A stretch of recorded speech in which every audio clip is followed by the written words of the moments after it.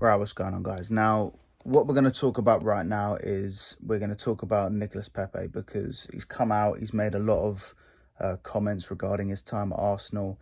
I think one of the comments was the fans judged him on his price tag and not him as a player.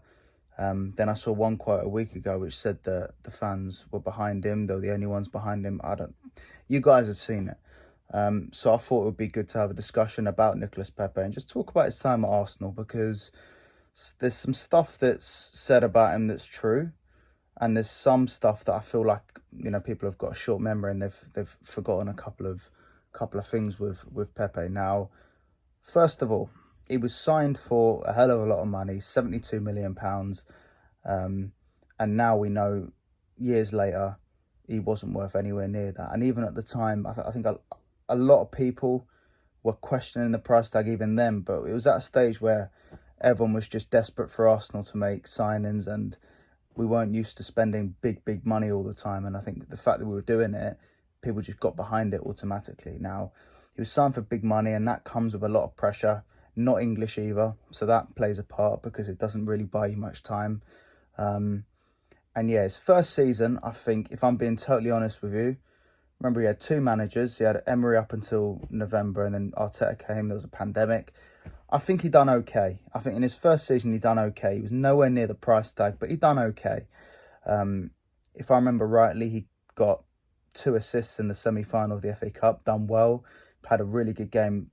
Other than the assists, he had a good game.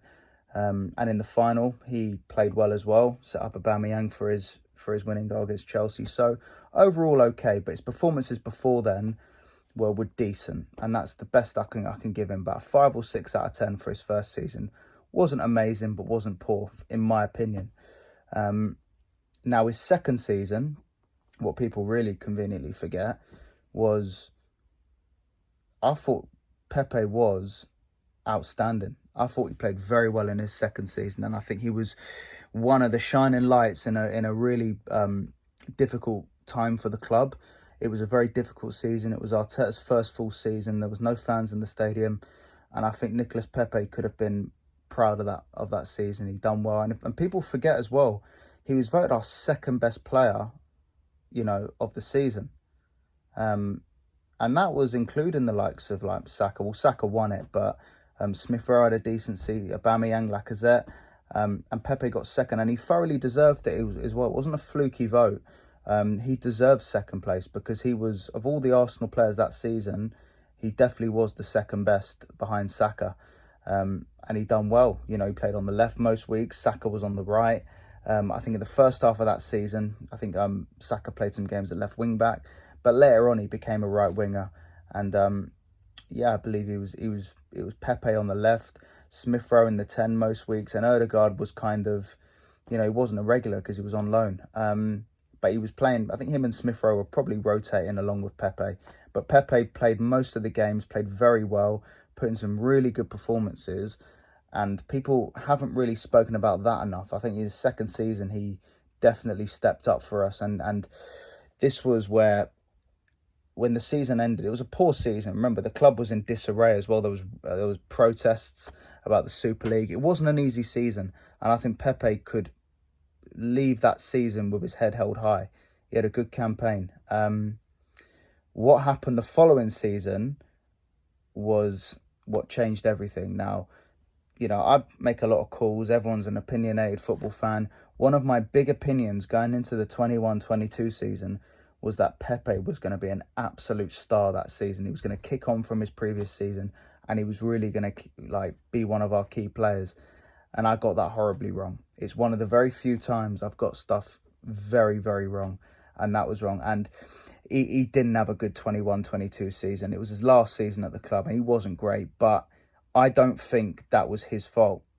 I really don't. I'm going to tell you there was three reasons why Pepe had such a underwhelming campaign. And the first one, which was the main one, was Bukayo Saka. The second one was Smith Rowe, and the third one was Martinelli. So let me sort of go in further on that. So Pepe's biggest issue at Arsenal and the resulting factor to his downfall was the form of Bukayo Saka. Bukayo Saka went from, he was our player this season, the season before, and he went up a level like you wouldn't believe, to the point where Pepe just did not get a look in, because Bukayo Saka was so good on that right-hand side. It meant that Pepe, even though Pepe's level was still pretty good, it was nowhere near Saka. Nowhere near. Saka just went up a gear.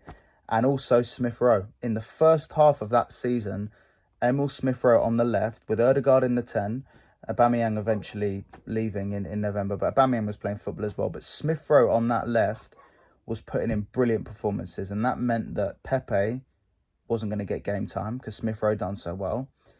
And then around Christmas time, when Smith Rowe came out of the team, Martinelli started playing really well on the left. And that meant there's another player performing at such a high level, which is putting Nicolas Pepe's place in the team in jeopardy. So in the first half of that season, Smith Rowe was unbelievable on the left. And the second half of that season, it was Martinelli's turn. And that was effectively Pepe's downfall. We had 3 young players coming into the team, performing absolute wonders. And that was the end of Pepe. That is what killed Pepe. I feel sorry for Pepe because it wasn't his fault. It was the other players just going up a gear. And Pepe just could not reach the same level. And that is effectively what went wrong with Pepe. And I think people did judge him on the price tag. He was nowhere near worth the money, but it's not his fault. You know, I'll still remember that 2021 season where he performed really well, but he couldn't, because those 3 youngsters that came in carried the club on their backs and improved the team so much, and Pepe had no way back.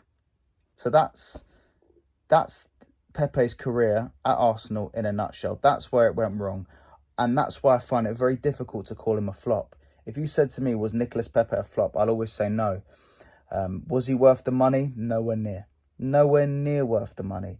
But it doesn't mean he was a flop. There was a lot of good performances in there, and he was very unfortunate that 3 players came in and just performed at such a high level, to the point where we were improving as a club. You know, we went from 5th to 2nd and now to 2nd, and the likes of Pepe just couldn't follow with it.